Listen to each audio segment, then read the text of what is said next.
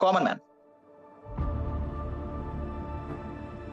Sir इसने अपना कुछ पैसा यानी कि मनी, इसको इसी तरीके से समझो तभी समझ में आएगा।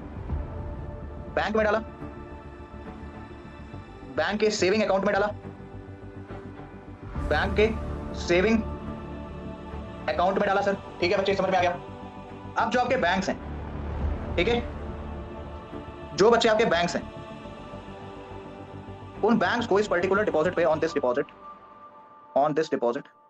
अब डिपॉजिट का क्या मतलब है सर? इस आम आदमी ने जो बैंक में सेविंग अकाउंट में अपना पैसा डाला है, जो पैसा डिपॉजिट किया, ठीक है, उस पे भैया बैंक को भी कुछ ना कुछ इन्वेस्टमेंट करनी पड़ेगी,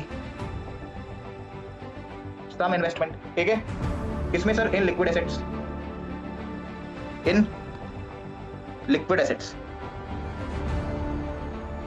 ठीक है।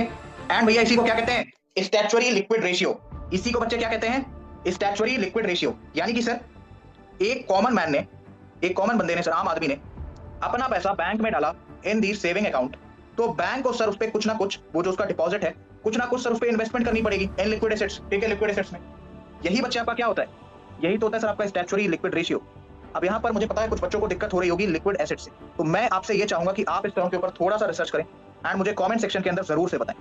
जब आप रिसर्च करोगे तो आपको कई सारी चीजें नई भी पता चलेंगी, ठीक है बच्चे, कुछ चीजें आपको नई भी पता चलेंगी। एंड ये आदत मैंने सीखी है honourable major general doctor Yashmoh sir से। एक बार मैंने सर से एक क्वेश्चन पूछा in the comment section, sir ने मुझसे कहा कि इसको रिसर्च करो and do let me know the answer. तो भाई मेरे अंदर थोड़ी सी उत्सुकता आई, मैंने रिसर्च करना चालू किया एंड मुझे 3-4 और नई चीजें पता चली, ठीक है, मुझे 3-4 और नई चीजें पता चली और बाद में मैंने सर को बताया भी वो सभी चीजें, ठीक है बच्चे। तो इस तरीके से अगर आप करोगे तो मुझे भी बहुत ज्यादा खुशी हो। चलिए बच्चे आगे बढ़ते हैं।